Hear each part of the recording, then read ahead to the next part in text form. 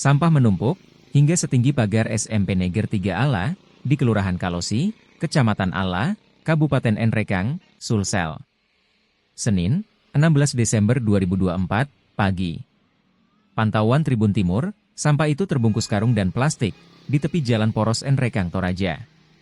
Jenis sampah kebanyakan merupakan sampah rumahan seperti popok bayi, sayur busuk dan sisa makanan. Beberapa pengendara roda 2 yang melintas menutup hidungnya karena bau menyengat sampah. Mirisnya, hampir setiap rumah di Kecamatan Ala, sampahnya menumpuk di depan rumah. Salah satu penjual minuman dingin di tepi jalan poros itu, Tiara, 33 tahun, mengaku sampahnya tak diangkut sudah sebulan lebih sejak bulan November hingga Desember. Parahnya di saat terjadi hujan, Tiara mengeluh sampahnya masuk hingga ke dalam rumahnya. Untuk tarif retribusi pengangkutan sampah, kata Tiara, setiap bulan ditarik harga Rp25.000 per rumah. Kemudian untuk jadwal pengangkutan sampah, dilakukan setiap 2 kali seminggu yakni Selasa dan Jumat. Ia kemudian berharap agar sampah yang menumpuk itu dapat diangkut segera oleh dinas terkait.